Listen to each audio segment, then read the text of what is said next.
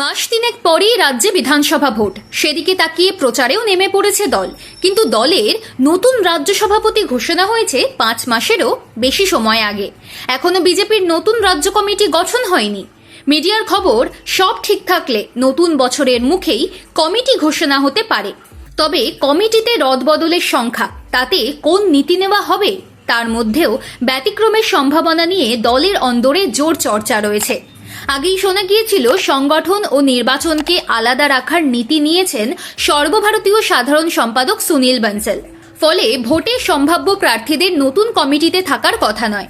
এখন আবার মিডিয়ার খবর, এই নীতিতে বদল হলেও মূল সাংগঠনিক কাঠামোয় আগের কমিটির লোকই বেশি থাকবেন। বর্তমান রাজ্য সভাপতি শ্রমিক ভট্টাচার্যের ঘনিষ্ঠ বলে পরিচিত শিবিরের একাংশের দাবি, বর্তমান রাজ্য কমিটি নিয়ে খুশি নন বানসাল। ফলে ব্যাপক রদবদল আসন্ন। তবে যাবতীয় নীতির মধ্যেও ব্যতিক্রম হিসাবে বর্তমান এক সাধারণ সম্পাদক, যিনি নতুন কমিটিতেও ভিন্ন পদে থাকতে পারেন, আবার বীরভূমে ভোটেও লড়তে পারেন। 4 বছর সাধারণ সম্পাদক হিসেবে কাজের অভিজ্ঞতা, সংঘ ঘনিষ্ঠতা ও দফতর চালানোর নির্ভরযোগ্যতার কারণেই এমনটা হতে পারে বলে দাবি। যদিও জল্পনায় আমল না দিয়ে দলের রাজ্য সভাপতি শ্রমিক ভট্টাচার্য মিডিয়াকে বলে দিয়েছেন, যেভাবে নতুন রাজ্য সভাপতি হয়েছে সেভাবেই নতুন রাজ্য কমিটিও হবে। তবে বিজেপির রাজ্য কমিটি নিয়ে কৌতূহল প্রমাণ করছে আমরাই একমাত্র প্রাসঙ্গিক দল। বিজেপির অন্দরে চর্চা, সংগঠন পরিচালনার জন্য সবচেয়ে গুরুত্বপূর্ণ সাধারণ সম্পাদক, যা সর্বোচ্চ 5 জন হতে পারেন। ওই গুরুত্বপূর্ণ সাধারণ সম্পাদকের পদে রাঢ়বঙ্গের এক তরুণ সাংসদের থাকাটা কার্যত নিশ্চিত, যিনি আবার বর্তমান কমিটিতেও আছেন।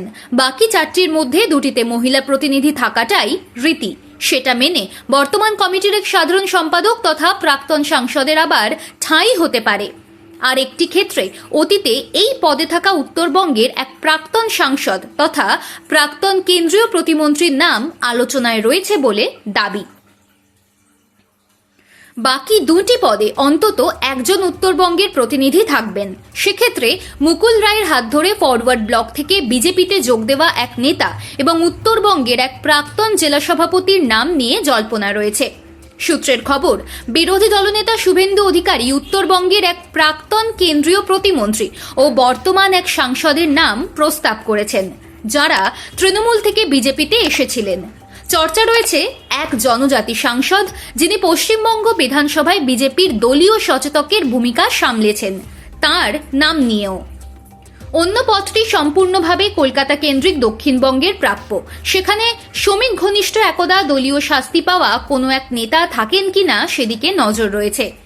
বর্তমান সাধারণ সম্পাদকের মধ্যে উত্তর ও দক্ষিণবঙ্গের 2 পরিচিত বিধায়ককে পদ থেকে অব্যাহতি দেওয়া হতে পারে। সেভাবেই সম্পাদকের পদ থেকে অব্যাহতি পেতে পারেন আরও 5 বিধায়ক। সব মিলিয়ে অঙ্ক জটিল। তবে ভোটের আগে বঙ্গ বিজেপির রাজ্য কমিটি কি সমীকরণে তৈরি হবে, তা নিয়ে চর্চার শেষ নেই।